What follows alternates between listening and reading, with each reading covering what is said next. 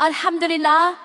In the name of Allah, the most gracious, the most merciful, may peace and blessings be upon our beloved Prophet Muhammad sallallahu alaihi wasallam.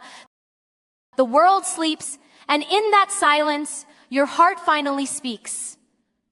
There's a softness that only comes at night, when the noise of expectations fades, when masks fall, when you are no longer performing strength for anyone.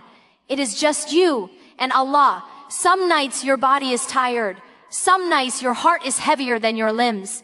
And some nights all you can offer is 2 ayahs whispered through trembling breath. And Allah sees that. Allah reminds us in the Quran that those who stand in the night are not equal to those who do not. Not because they are stronger, but because they chose Him. When no one was watching, the Prophet taught that Allah descends in the last part of the night and asks, "Who is calling upon me so that I may answer?" Not demanding perfection, not measuring eloquence, just listening.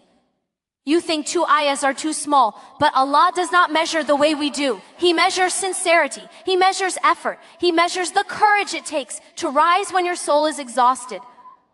Sometimes tahajjud is not about standing long. It is about standing honestly. It is about bringing your shattered hopes, your unanswered du'as, your silent grief, and placing them gently at His door. Heartbreak feels louder at night. Fear feels closer. Waiting feels endless. Loneliness wraps itself around the chest. But in tahajjud, those feelings are not rejected. They are transformed. Tears become worship. Pain becomes proximity. Waiting becomes trust. Qadr begins to make sense. Not because answers arrive, but because peace does. Sabr stops feeling like punishment and starts feeling like protection. You realize Allah did not delay you. He was preparing you. 2 ayahs, recited slowly, with a heart that surrenders, can weigh heavier than hours prayed without presence. Forgiveness flows easier in the dark. So does hope. And the soul learns something sacred, that healing does not always come by removing pain, but by reminding the heart that it was never alone. So tonight, rise if you can, and if you cannot, rise within. Recite what you know, even if it is only 2 ayahs, even if your voice shakes, even if your heart breaks open. Come as you are. Because Allah's not waiting for your strength. He is waiting for your return. Tahajjud is not just a prayer performed in the quiet of the night. It is a private conversation between your soul and Allah. One that the world is never invited into. When everyone else is asleep and distractions lose their grip, the heart finally speaks without fear. There is no audience, no validation, no pressure to appear strong. There is only honesty. In that stillness, you are no longer explaining yourself to creation. You are simply returning to the one who already knows. This is the prayer where words are not polished. Sometimes they are barely formed. Sometimes they come as sighs, pauses, or tears that fall before sentences do. And Allah understands all of it. Tahajjud is where the soul confesses its weakness without shame. Where you admit that you are tired of carrying things alone. It is where the heart stops pretending and finally rests its weight against divine mercy. During the day, faith can feel loud, rushed, and distracted. At night, faith becomes intimate. The soul leans closer. Every ayah feels personal. Every sujood feels longer. Not because time slows, but because the heart doesn't want to leave. You are not asking Allah to notice you. You already know He does. That certainty changes everything. In tahajjud, du'as are not performances. They are conversations whispered in trust. You speak knowing you are heard, even when you don't know what to say. This prayer reminds the soul that its worth is not tied to productivity or strength. It is tied to sincerity. Even when your body feels heavy and your heart feels fragile, showing up is an act of love. And love, when directed to Allah, is never small. There is a silence in the night that does not exist anywhere else. It is a silence that gently loosens the knots in the chest and softens even the hardest parts of the heart. When the world goes quiet, the soul finally has space to breathe. The constant noise of expectations, comparisons, and unspoken fears fades into the background, and what remains is truth. In that stillness, the heart is no longer defending itself. It is open, vulnerable, and ready to be held. The night carries a mercy that the day cannot. During daylight, the heart is guarded, distracted, and tired from surviving. But when darkness settles, walls begin to fall. The heart remembers things it buried under busyness. Regrets surface, longings whisper, tears come without effort. And this is not weakness. This is the heart returning to its natural state. Softness is not fragility. Softness is readiness for healing. In that quiet, iman speaks differently. Verses of the Quran land deeper, as if they were waiting for the noise to leave before entering. Each word feels slower, heavier, and more personal. The soul is no longer rushing toward answers. It is simply sitting in remembrance. And remembrance, when done in silence, reaches places logic never could. The stillness of night teaches the heart how to listen again, not just to Allah, but to itself. Pain that felt overwhelming during the day feels manageable in the dark. Fear loses its sharp edges. Even disappointment feels lighter when placed before Allah in solitude. The heart learns that it does not need to harden to survive. It only needs to soften enough to trust. We often believe that reward is tied to length, to effort that can be measured, to hours counted and actions seen. But Allah does not weigh deeds the way the world does. Sometimes 2 ayahs recited with a heart fully present can carry more weight than long hours filled with distraction. It is not the number of words that reach the heavens, but the state of the heart that sends them there. There are nights when exhaustion sits deep in the bones and the soul feels barely able to stand. On those nights, rising for a short moment feels like climbing a mountain. You may only manage 2 ayahs, whispered slowly, interrupted by pauses and sighs. Yet in that struggle lies a sincerity that cannot be imitated. Allah sees the effort hidden behind those few words. He sees the battle it took to get out of bed, the resistance of the body, the hesitation of the heart, and the choice to turn to Him anyway. 2 ayahs, when recited with awareness, become a mirror. They reflect your dependence, your need, your humility. Each word settles into the heart like medicine, reaching places untouched by long recitations done without presence. In that moment, you are not performing worship. You are seeking refuge. You are admitting that without Allah, you are nothing. And with Him, you are held. The soul does not always need quantity to heal. It needs honesty. A small act done with surrender can shift the weight of an entire night. Allah multiplies what is sincere, not what is impressive. And sometimes the smallest offering carries the greatest mercy. So often we measure our worship by how much we do, how long we stand, how many pages we recite, how perfectly we perform each movement. But Allah is not looking at numbers the way we are. He is looking at the heart that stands behind the action. The sense of the heart is what gives life to worship. Without it, even the longest prayer can feel empty. With it, even the smallest act becomes heavy with meaning. There are moments when the body is present, but the heart is wandering through worries, regrets, and distractions. Words are recited, but they pass through the tongue without touching the soul. And then there are moments when the body is tired, the voice is weak, but the heart is fully awake. In those moments, every word feels intentional. Every pause carries emotion. That is the kind of worship that reaches Allah with sincerity. Allah knows the difference between routine and return. He knows when you are praying out of habit and when you are praying because you need Him.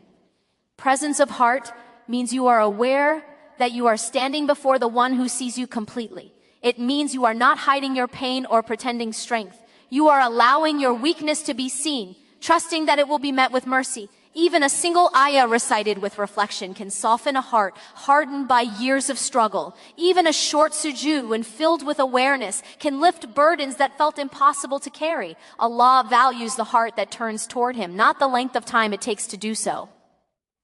When the heart is present, worship becomes a meeting, not a task. There are wounds the world never sees. Smiles hide them well. Strength disguises them convincingly. But the night exposes what the day helps us conceal. In the quiet hours before dawn, pain rises gently to the surface, not to hurt us, but to be healed.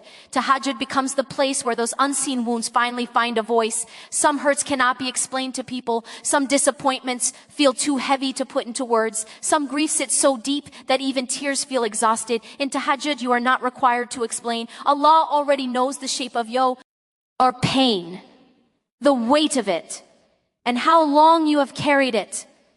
Standing before Him in the stillness of night allows the heart to release what it has been holding together all day.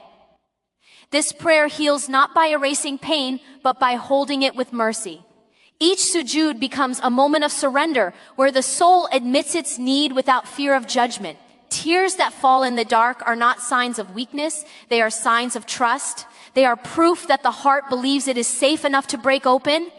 Healing in Tahajjud is slow and gentle. It does not rush the soul. It does not demand immediate strength. It allows you to come as you are, wounded and weary.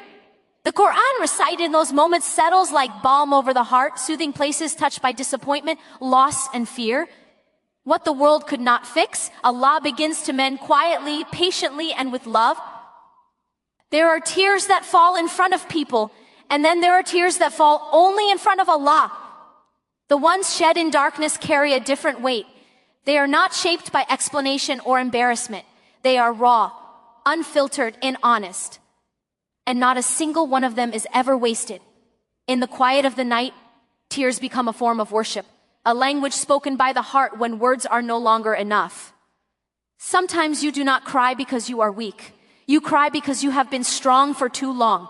You cry because holding everything together has taken more from you than you realized.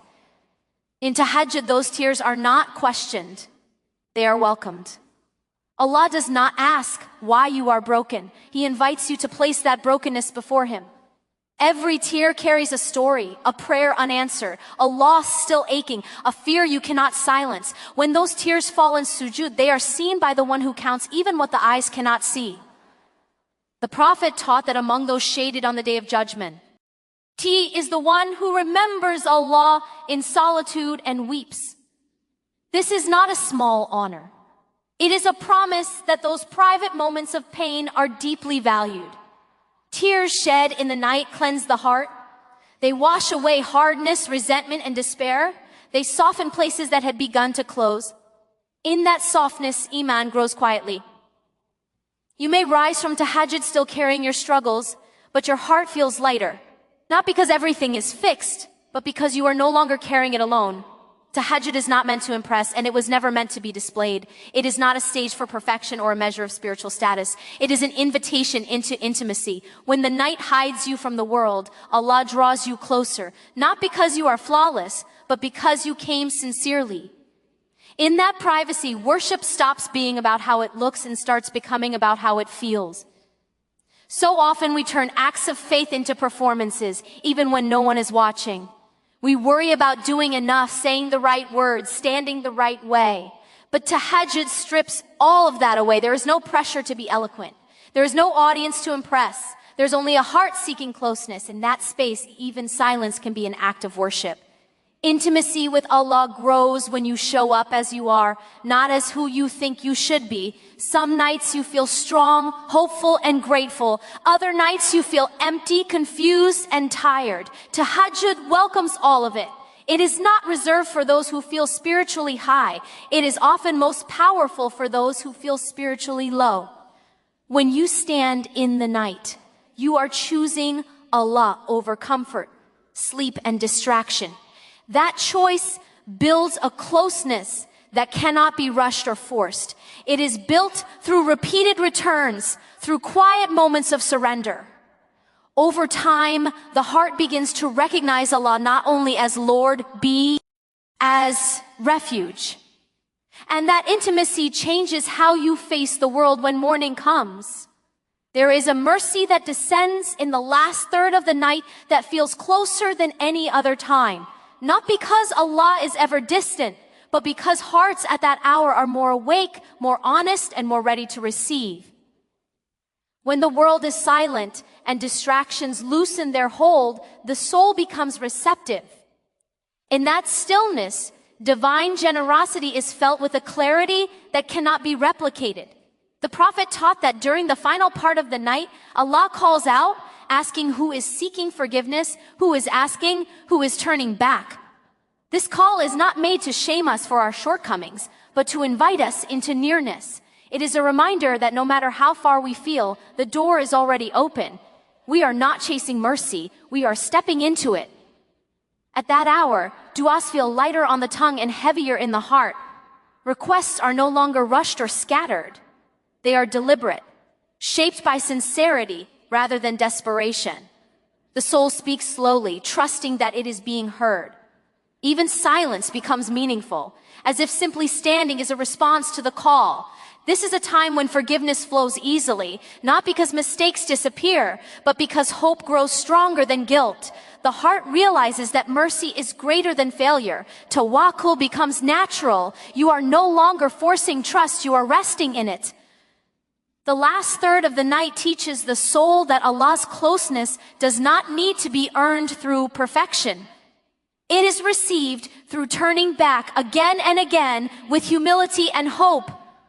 There are nights when the voice trembles, when the tongue struggles to form the words, when the heart feels too heavy to speak clearly. In those moments, it is easy to believe that worship must sound strong to be accepted. But Allah does not love perfection the way we imagine. He loves sincerity. Even broken voices are beloved to Him. When you stand in Tahajjud and your recitation is uneven, when pauses are filled with emotion rather than fluency, Allah hears more than sound. He hears the effort behind it. He hears the vulnerability in your voice. He hears the longing that cannot be polished. A shaky recitation is not a sign of weakness. It is proof that the heart is present. Some of the most honest prayers are whispered through tears, half-finished sentences, and silent breaths.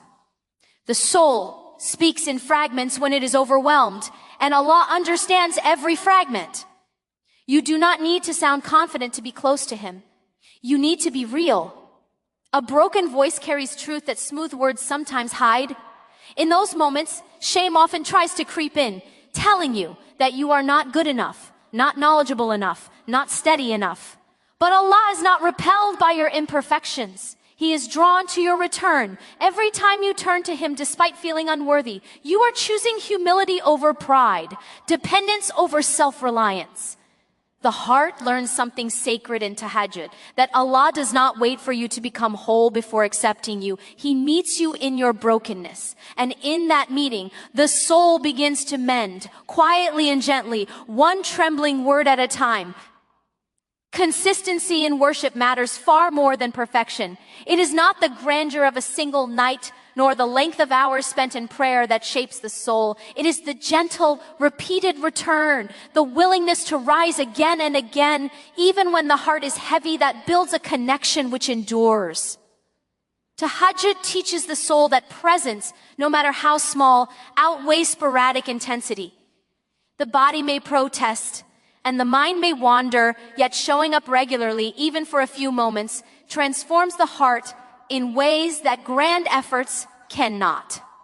Allah values the commitment of the heart that chooses Him repeatedly, not the fleeting moments of brilliance that fade quickly. Consistency is an expression of trust, a quiet way of saying, I am here, even if I am not perfect. The soul begins to recognize patterns of mercy through repeated acts of devotion. Each night that you rise, each ayah you recite, each moment you pause in reflection becomes a thread weaving intimacy with Allah. Over time, these threads accumulate, forming a tapestry of connection that strengthens the heart against despair, distraction, and fatigue. The soul learns patience, understanding that closeness to Allah is cultivated slowly, not demanded by urgency or desperation. Even when motivation feels absent, consistency carries you. Even when your heart feels heavy, the act of showing up, however small, signals sincerity. The Prophet reminded us that deeds are beloved when they are done consistently, even if little. This principle is liberating because it removes the pressure to be perfect. You do not need to stand for hours every night. You do not need to recite every verse flawlessly. What matters is the repeated choice to turn to Allah again and again, trusting that He honors every effort, multiplies every intention, and cherishes every sincere return. It is easy to underestimate the power of even a small act of worship, especially when the heart feels burdened and the body resists. Yet 2 ayahs recited with sincerity and presence can carry a weight far greater than hours of distracted prayer. Allah does not measure devotion by length or quantity. He measures the depth of intention, the authenticity of the heart, and the courage it takes to rise despite weakness. When the soul approaches Him with humility, even the smallest words become a bridge to mercy. 2 ayahs are not insignificant. They are vessels for connection, for transformation, for closeness. Every syllable recited in awareness reaches beyond the lips. It touches the heart, settles in the soul, and echoes in the unseen. Allah sees the trembling voice, the hesitation, the sincerity, and He responds with a generosity that cannot be measured. There is a sacredness in simplicity. The heart learns that effort is not always external or grand. Sometimes it is contained in the quiet submission of a few heartfelt words. Those words can change the trajectory of the night, the heart, and even destiny when placed in Allah's hands with trust. They remind the soul that divine reward is not limited by human calculation. Even a small offering given consistently becomes immense in the sight of Allah.